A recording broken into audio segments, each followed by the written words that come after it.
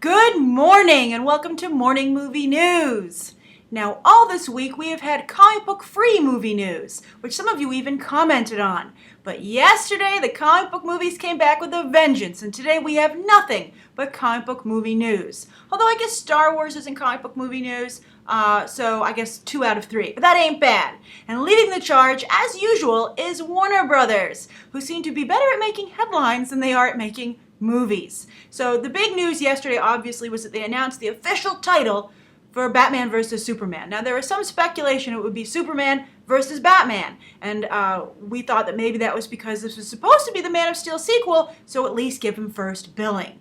But Batman wasn't having that, or at least the suits at Warner Brothers weren't. They were like, come on, look at the box office numbers, put Batman first. And of course, what was the first tease from the movie? It was Ben Affleck in his Batsuit in front of the Batmobile. So the title, it's Batman v Superman. They've taken out the S, and it's called Dawn of Justice. Get it? Dawn of the Justice League. But they might as well be calling it Please Come See It, because I think that this really kind of reeks of desperation, which is something everybody picked up on the internet yesterday. One of you actually sent me a really funny article about all the tweets that people were sending out. I'll put a link below in the video description to it, because it's just hilarious. I mean, Warner Brothers makes it so easy. It's like taking pot shots, because they just line it up for us to knock them out of the park. Because this title, it's so business oriented. I think one of my favorite tweets was someone said, Batman v Superman, Dawn of Justice, aka we're really far behind and we have to catch up in one movie. I think that just hits the nail on the head of what's going on here. It's not enough to tease Batman versus Superman in a movie. You have to also say, and Justice League is coming. We all knew Justice League was coming. I guess there's Avengers Age of Ultron, but it's not Avengers Age of Ultron leading to the mystical parts of the Marvel Cinematic Universe, which a lot of us are speculating because of Scarlet Witch and Doctor Strange being on the horizon. It's just telegraphing too much. And as I said, it seems like a business decision. And I don't understand why Warner Brothers just doesn't seem to get it. And it's a problem that seems to run throughout their comic book, shingle at this point, throughout DC. It's a problem in the movies. It's a problem in the animation, I feel, largely. I'm almost done with Son of Batman. I'm watching that right now so I can review it. It's not horrible, but again, there's such easy fixes. I guess that's what bothers. Oh, no, also quickly, movies, comics, and animation, all having problems. I guess video games are the only, unsullied part of the DC universe at this point.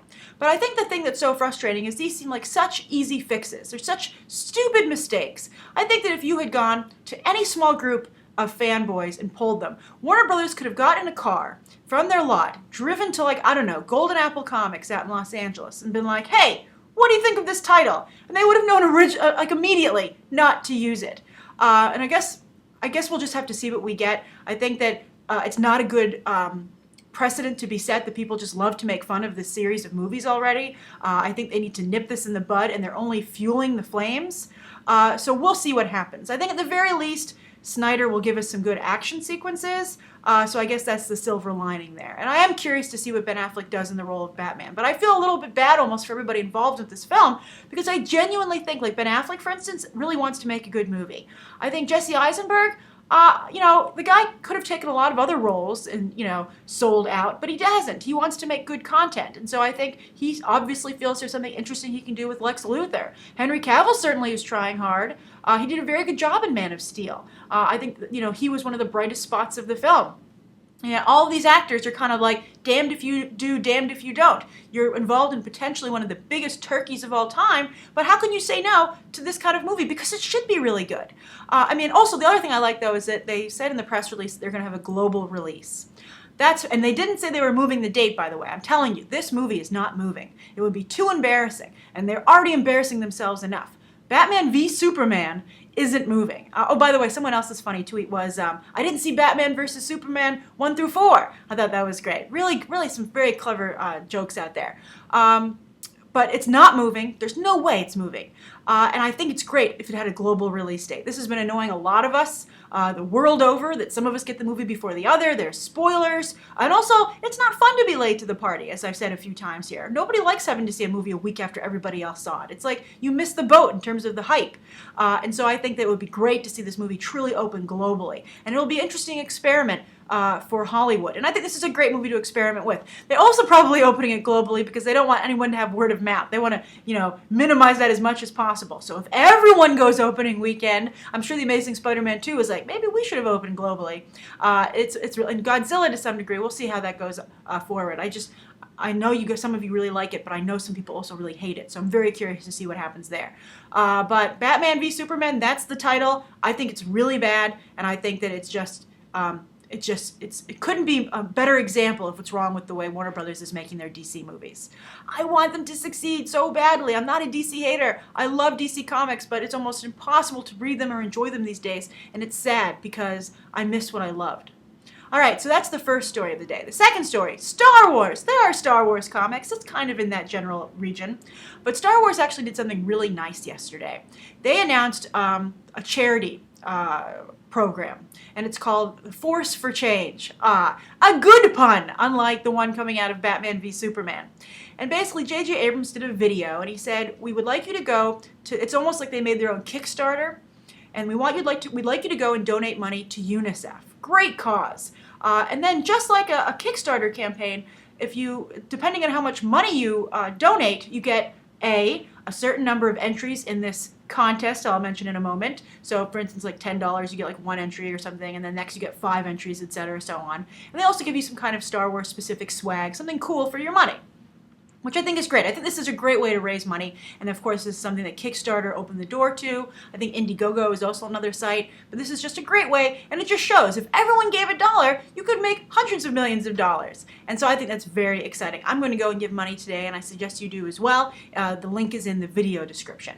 But so the contest that you're entering in is a chance to be flown to the set of Star Wars in London, get made up in full hair and makeup, be in the movie as a character, and then also, meet with all the cast and the filmmakers and really get an idea of how they're making this iconic film.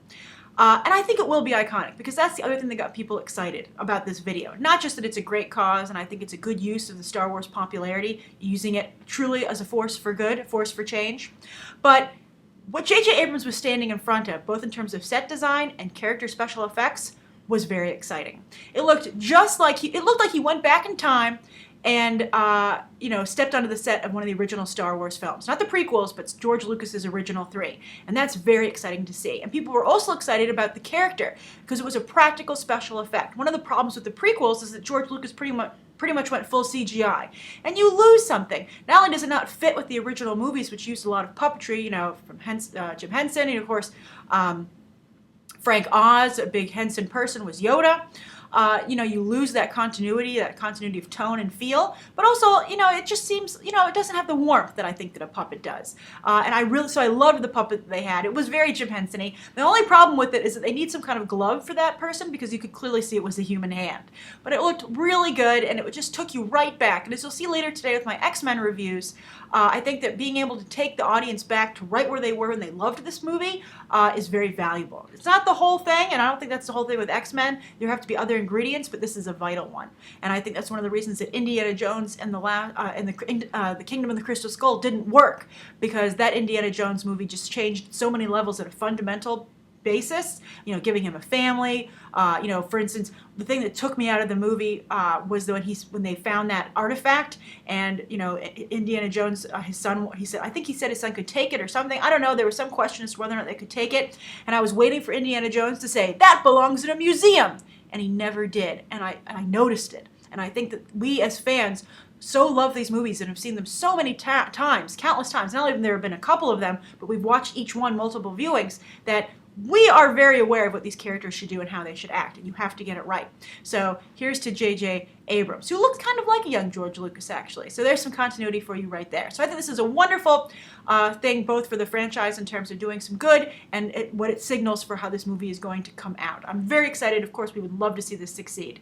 And I think this one looks like it just might. All right, so that's the second story of the day. The third story of the day, speaking of X-Men, is that Hugh Jackman, aka Wolverine, has been giving quite a number of interviews, and they reverberate across the internet. This one was originally with IGN, picked up for Variety. I saw it over on IMDb, and it's really hilarious to see how these news stories kind of filter through the entertainment websites, and they just almost like dominoes, or like a fuse. It just goes whoop, and everyone goes and sees it. And this was quite the headline. It was a very tantalizing headline, and this was Hugh Jackman saying he wishes that Wolverine were part of the Avengers. Now, of course he wishes he was part of the Avengers. So does Andrew Garfield as Spider-Man. That's a great property that's very well realized, and it looks like it's a lot of fun to be a part of, both in the final product and during the filmmaking process. It looks like they have fun on that set. So who wouldn't want to be there? It's an impossible wish. And so I'm surprised the story got as much traction as it did. It's like saying, I love world peace. I guess Hugh Jackman could have said that as well. And everyone would be like, Wolverine wishes for world peace. And it could have been carried everywhere. But he did have some nice quotes, which is why I wanted to cover it today. The first thing he said was, I would love to see him, aka Wolverine, as part of the Avengers, because there's a great dysfunction among that team, and I think Wolverine would fit right into that. He'd like that. And I think that's true. There really was a lot of dysfunction in Joss Whedon's first Avengers film. The team wasn't coming together. That's the whole reason Coulson needed to make his sacrifice. That's what Nick Fury felt would bring the team together. And I think that was a very controversial decision, but I'm sure both within the world of the movie and with audiences, because that means Coulson can't be in the movies anymore, which I feel I miss him. I do recognize that he's not there anymore. It wasn't a seamless transition. Maybe that's because I'm not watching Agents of S.H.I.E.L.D. But anyway, I do think that Wolverine brings that dysfunction to the X-Men. But the X-Men generally get along, though, besides him. So it would be funny to see him as a contentious group. But would it be just repetitive? Even in the comics, the Avengers usually get along, and Wolverine, once again, he's the dysfunctional member in a funny, lovable way. He's not an annoying character. But maybe it would be repetitive. And that's something I think that Hugh Jackman and Joss Whedon certainly should think about.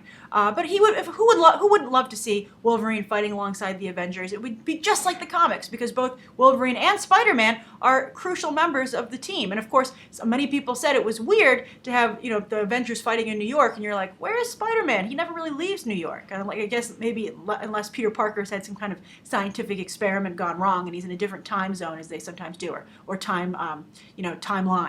But anyway, I guess that's the excuse they could use. But I liked the quote. I liked that Jackman was trying to think about what made the Avengers tick, and it wasn't just wishful thinking. He'd actually kind of thought about it a little bit.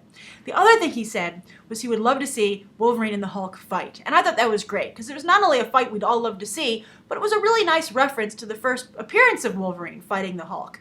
And maybe to some degree that would be worth the cameo. If you could maybe have Marvel, Disney Marvel and Fox Marvel work that out, that would be really touching and a great thing for the fans, a great Easter egg. And so I just like the whole sentiment. I thought that while it's, again, wishful thinking, really most likely never going to happen, particularly because while Sony and Disney are getting along, Fox and Disney not so much.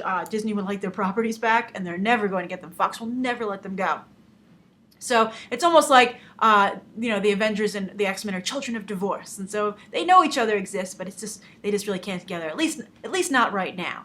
But I liked that Hugh Jackman did his research, both in terms of the films and the history of the characters. So that was nice. All right, so those are the three stories of the day. The viewer question comes from Kevin D. And Kevin D says, question for you, Grace. You mentioned recently how some things take you out of the movie. What is your take on the way texting and tweeting on a phone is being portrayed in movies? By the way, when I first started to read your question, Kevin D., I thought you were asking about audience members tweeting and texting. So it really got my attention, because I hate that. It takes me out of the movie so much. The light, people are like, oh, my light's not very bright. It's bright in a dark theater, and it just pulls you out of, being in the movie. It takes you out. You realize suddenly, again, you're back in the theater. It's really a rude, jerky thing to do, and it makes me really upset. All right, and I wish the theaters would take care of this, because it's just really that horrible. All right, so anyway, as Kevin D continues, he's asking you about the way tweeting and texting is shown in the actual movie, and he gives some examples. Kevin D says, I noticed the other day in Chef, and also Nonstop. Kevin says last year, Nonstop came out earlier this year. Maybe not where you live, Kevin.